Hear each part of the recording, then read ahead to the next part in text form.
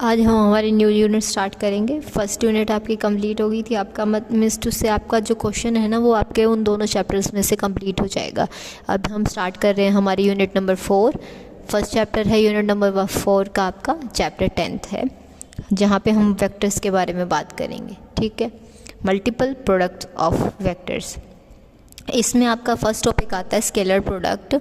If a and b are any two vectors and theta is the angle between them, then the scalar product of a and b is denoted by a dot b and is defined as a dot b is equals to magnitude of a vector and magnitude of b vector cos theta। Theta जो है वो इन दोनों के बीच का क्या होगा, angle होगा। ठीक है, तो ये जो प्रोडक्ट है आपकी वो पॉजिटिव भी आ सकती है, नेगेटिव भी आ सकती है, ज़ीरो भी आ सकती है। वो किस चीज़ पे डिपेंड करेगी, आपके थीटा पे। थीटा अगर ज़ीरो है तो वो 1 होगी, थीटा अगर 1 है 90 डिग्री है तो वो आपकी ज़ीरो हो जाएगी। 270 अप्रोक्स है, may be negative value carry करे, तो मतलब आपके थीटा पे डिपेंड करेगी टोटली आपके जो डॉट प्रोडक्ट है उसकी वैल्यू, पॉजिटिव, नेगेटिव या ज़ीरो कब होगी वो। ठीक है, नेक्स्ट है आपका वेक्टर प्रोडक्ट, या फिर आप इसे बोल सकते हैं क्रॉस प्रोडक्ट। यहाँ पे क्या होगा, the vector product of two vectors a and b is denoted by a cross b and defined as a vector a cross b is equals to magnitude of vector a and magnitude of vector b sine theta with n cap. अब यहाँ पे क्या करते हैं, जो ए होता है ना वेक्टर और बी वेक्टर होते हैं, इनके साथ आई जे के कैप हम लिखते हैं। अब क्रॉस प्रोडक्ट में वो हमारे एज इट इज़ रहते हैं, इस वजह से प्रोडक्ट के बाद भी हमें कोई भी क्या मिलेगा, यूनिट वेक्टर मिलेगा। तो प्रोडक्ट होने के बाद जो यूनिट वेक्टर मिलेगा उसको वो किस चीज़ से रिप्रेजेंटेड है, यहाँ पे एन कैप से। ठीक है, देख लो आपका एन कैप यहाँ पे क्या है, where n cap is the unit vector perpendicular to both, जो इस पे भी और इस पे भी दोनों पे ही क्या होगा, परपेंडिकुलर होगा। ठीक है, ये हमारी थी वेक्टर प्रोडक्ट और ऊपर वाली हमारी थी क्या, स्केलर प्रोडक्ट या फिर डॉट प्रोडक्ट। ठीक है, नेक्स्ट क्या है ट्रिपल प्रोडक्ट। ट्रिपल प्रोडक्ट्स में आपकी स्केलर प्रोडक्ट भी इंक्लूड होती है और आपकी क्रॉस प्रोडक्ट भी इंक्लूड होती है। फर्स्ट क्या है आपकी ट्रिपल प्रोडक्ट में, the product a cross b dot c is a scalar and is called scalar triple product. दो की क्रॉस प्रोडक्ट की थी और थर्ड के साथ उसकी क्या कर दिया हमने, स्केलर प्रोडक्ट, तो ये कंप्लीट क्या कहलाएगी, स्केलर ट्रिपल प्रोडक्ट। ठीक है, अब इसको हम रिप्रेजेंट करते हैं कॉम्पैक्ट स्क्वायर ब्रैकेट्स में ए बी सी।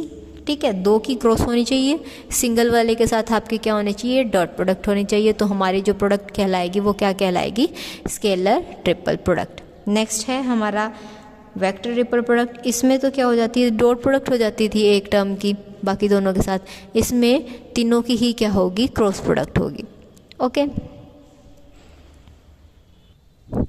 यहाँ क्या बोल रहे हैं ये, since A dot B is a scalar, ये तो हमारा क्या आएगा, स्केलर आएगा। Therefore A dot B cross C represents a vector whose length is A B times that of C. अगर आपको दो की डॉट प्रोडक्ट है और थर्ड को इस तरह से लिख रखा है, तो ये समझना कि इन दोनों की जो डॉट प्रोडक्ट है ना, इसके साथ किस में है, क्रॉस प्रोडक्ट में। अगर कुछ रिप्रेजेंट ना कर रखा हो तो उसको आप क्या समझेंगे, आपकी क्रॉस प्रोडक्ट। ओके, सो आगे क्या लिख रखा है, in case A dot B is equals to 0 then A dot B C represents a null vector.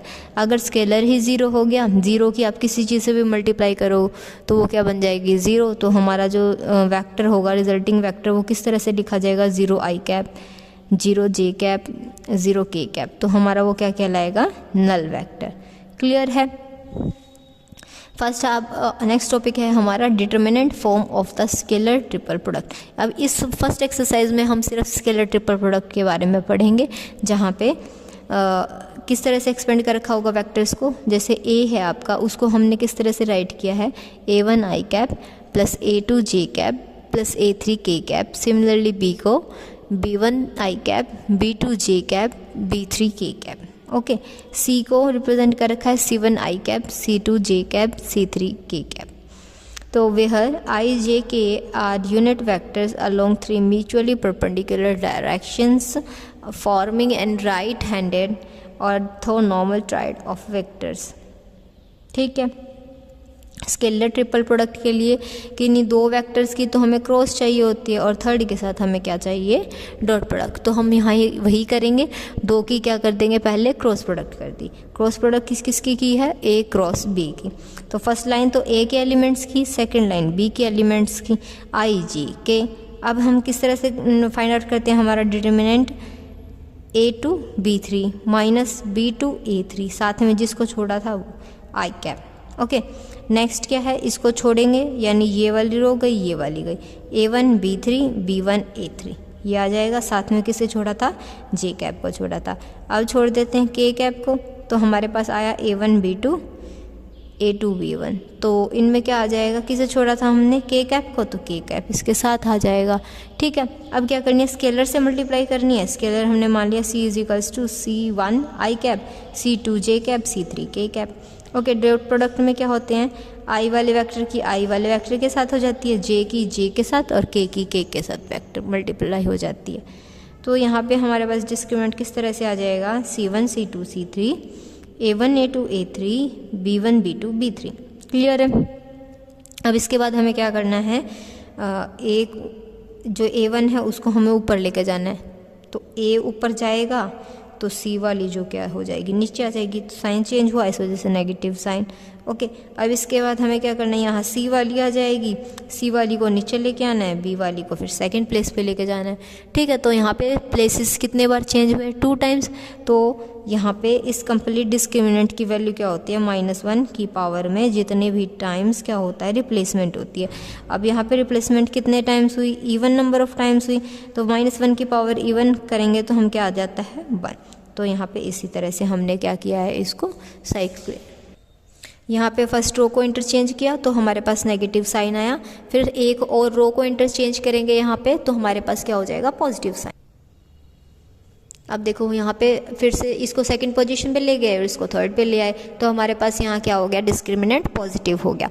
तो हमारी स्केलर ट्रिपल प्रोडक्ट किसके इक्वल होगी, फर्स्ट लाइन में A के एलिमेंट्स, सेकेंड लाइन में B के एलिमेंट्स, थर्ड लाइन में C के एलिमेंट्स, इंटरचेंजिंग रो 2 एंड रो 3। तो हमारे पास ये डिस्क्रिमिनेंट वैल्यू आ गई है। अब क्या है, कुछ प्रॉपर्टीज़ हैं किसकी, स्केलर ट्रिपल प्रोडक्ट की।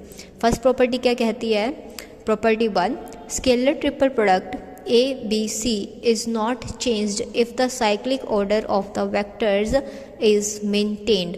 अब क्या बोला कि जो स्केलर ट्रिपल प्रोडक्ट है वो आपकी चेंज नहीं होगी, कब, जब साइक्लिक ऑर्डर क्या रहे, सेम रहे। मतलब ABC है ना, तो BC के बाद क्या आएगा, CA के बाद क्या आएगा, B। मतलब ये ऑर्डर मेंटेन रहना चाहिए। ये ऑर्डर अगर मेंटेन है तो ये जो स्केलर ट्रिपल प्रोडक्ट है इसके इक्वल आ रही थी, तो तीनों की भी स्केलर ट्रिपल प्रोडक्ट इसके ही इक्वल आएगी। क्लियर है। अगर changes its sign in and changes its value in sign only if the two rows are interchanged। 2 रो हो चाहे कॉलम हो, बस यहाँ पे क्या होगा, अगर उनको इंटरचेंज कर दिया जाता है तो वहाँ पे क्या आ जाएगा, सिर्फ एक जस्ट नेगेटिव साइन।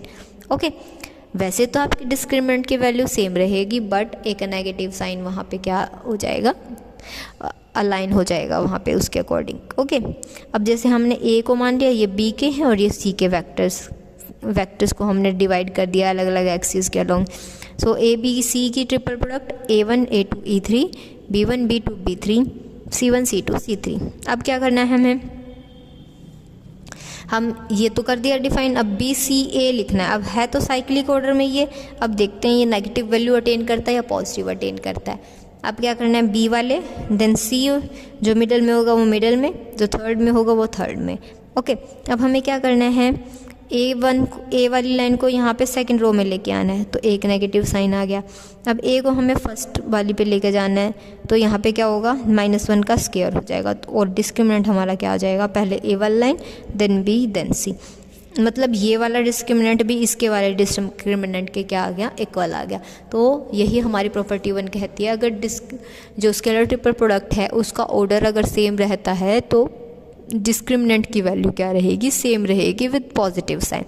अगर ऑर्डर चेंज हो जाता है, डिस्क्रिमिनेंट तो सेम रहेगा बट साइन क्या हो जाएगा, अपोजिट आ जाएगा। क्लियर है, यही यहाँ रिप्रेजेंट कर रखा है। देन सेकंड प्रॉपर्टी है हमारी, the dot and cross in a scalar triple product can be interchanged, मतलब किसी दो के बीच में डॉट है और फिर क्रॉस है तो वो किसके इक्वल होगी, दो के बीच की क्रॉस और थर्ड के साथ क्या होगी, डॉट प्रोडक्ट के इक्वल होगी। ठीक है, क्लियर है किस तरह से इसको समझा रखा है यहाँ, यानी A dot B cross C equal होगा A cross B dot C के। ओके, देन प्रॉपर्टी 3 हमारी क्या है, scalar triple product is 0 when 2 of the 3 vectors are equal. हमारे पास स्केलर ट्रिपल प्रोडक्ट में 3 एलिमेंट्स होते हैं, 3 वेक्टर्स होते हैं। अब उन दोनों वेक्टर में से, तीनों वेक्टर्स में से कोई दो अगर इक्वल हो जाएं तो हमारे पास जो स्केलर ट्रिपल प्रोडक्ट है वो क्या हो जाती है, 0। 0 किस तरह से आएगी, ए क्रॉस ए डॉट बी। अब ए क्रॉस ए यानी सेम एलिमेंट की सेम के साथ क्या हो रही है, क्रॉस प्रोडक्ट हो रही है। ठीक है, इस वजह से वो क्या हो जाएगा, 0 हो जाएगा। डॉट बी है तो एक चीज़ 0 हो गई है तो उसकी प्रोडक्ट 0 के साथ हो रही है तो वो वहाँ पे क्या देगा, आपको नल वेक्टर ही देगा। सिमिलरली ए बी ए को हम किस तरह से एक्सपेंड लिखेंगे, यहाँ से माइनस साइन कॉमन लिया, बी क्रॉस ए हो गया डॉट ए। अब इसको स्केलर ट्रिपल प्रोडक्ट को हम किस तरह से लिख सकते हैं, बी डॉट ए। ओके, तो ये किसके इक्वल होता है, 0 के इक्वल, क्योंकि हमें पता है अगर दो वेक्टर्स इक्वल आ जाएं तो यही हमें वैसे भी क्या करना था, प्रूव करना था कि 0 हो जाता है, क्योंकि हमें पता है सेम वेक्टर्स की अगर क्रॉस प्रोडक्ट हो रही है तो वो किसके इक्वल आती है, 0। 0 इन 2 में कोई भी non zero vector is equals to क्या आ जाएगा, 0। फोर्थ प्रॉपर्टी क्या कहती है, scalar triple product is 0 when 2 of the 3 vectors are parallel. या तो कब 0 होगी, जब 3 में से 2 वेक्टर सेम हो जाएं, या फिर कब 0 होगी, एक वेक्टर जो है दूसरे के किस में लिखा जाए, किसी भी अननोन डिजिट की प्रोडक्ट में लिखा जाए तो वहाँ पे भी वो क्या होगा, एक प्रोडक्ट रूल अप्लाई हो जाएगा। जैसे यहाँ का रखा है आपका b इज इक्वल्स टू, हमने लैम्डा ए मान लिया, ए बी सी होता था जो किसके इक्वल हो जाएगा, यहाँ से b की वैल्यू सब्स्टिट्यूट करेंगे, a lambda A C is equals to lambda A C divide, तो ए सी हमारा क्या हो जाएगा, हम ऊपर पढ़ गए हैं अगर स्केलर ट्रिपल प्रोडक्ट में सेम एलिमेंट होते हैं तो हमारे पास जो भी है हमारी टर्म वो किसके इक्वल आ जाती है, 0 के इक्वल आ जाती है। यही हमें क्या करना था, प्रूव करना था। ये थी हमारी क्या 4 प्रॉपर्टीज़।